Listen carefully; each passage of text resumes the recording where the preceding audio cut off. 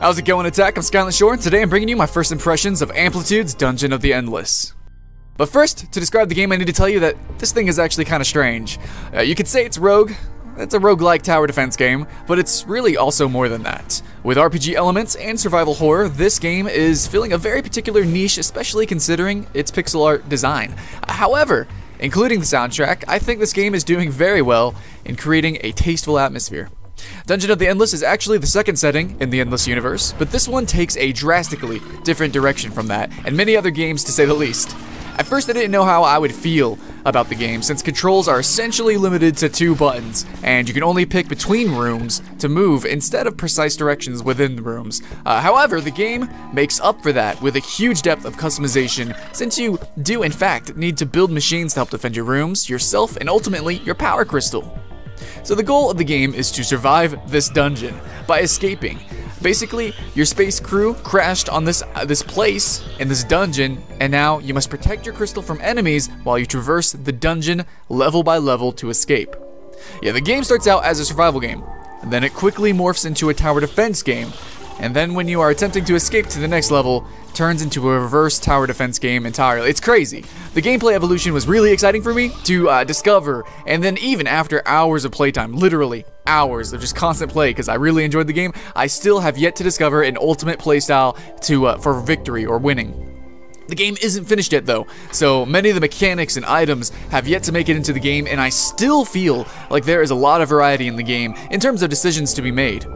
Yes, decisions are life and death in Dungeon of the Endless, and yes, there is a lot of death. I made it to level 3 2 times while dying there after 10 attempts, and I really took my time, guys. The difficulty of the game feels rewarding, to be honest, and when every door could be your savior or your doom, there is an intensity to be found here. So, the player starts out with 2 survivors, though more can actually be found along the way, as well as merchants. And you open doors to rooms, one at a time, and each time there's a chance of monsters or rewards to be spawned. You can place modules in powered rooms to help produce different resources, which are increased each time you open a new room. So generally, to progress, you want to open as many rooms as possible, but this is also where the risk is. You can power a certain number of rooms, but rooms left dark will spawn waves of monsters. So the more rooms open, the higher chance of an inbound wave on your next room opening.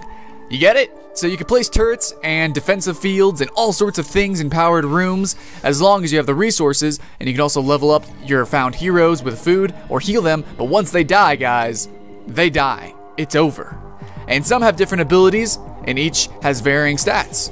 So it's really useful to find them and use them for what they are. You also spawn with a random 2 heroes. You can find a lot of hidden humor in the item descriptions, and also the hero names I found. So one example would be my favorite hero. I really like her playstyle and everything, but also because her name is actually an anagram for Samus Aran of the Metroid series, and her description fits perfectly. So there's a lot of items, and yeah, like the names, there's a lot of hidden humor in here, and there's a lot of depth. Things like this really add a lot of depth to the game, and also there's a lot of lore to this world in the first place. So even though at first glance, this game seems really simple, there's actually a lot going on to it. But yeah, it is really sad and tragic when you die. When your last hero dies, it's over, you lose. Or if your power crystal dies, it's over. And it's really sad, it's really tragic when you die, but to be honest, if the ending wasn't so harsh, really the journey, the game, wouldn't be as memorable.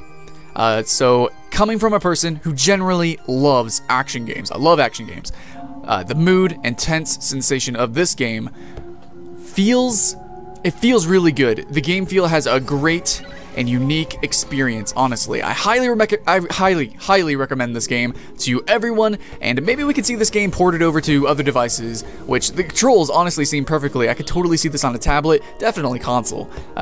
Well, along with a meaningful variety of choices that the player can commit to, and I also very much acknowledge that the game has an aesthetic worthy of being called a classic, and certainly worthy to be added to anybody's video game library, in consideration to the art, consideration to the sound design, and to the mechanics, and like I said, the meaningful variety of choices. In consideration to all that, the game is definitely worthy, recommended for everyone. So thanks for watching, I'm Skylent Shore, guys, with MMO Attack, and this is Dungeon of the Endless. See you guys later.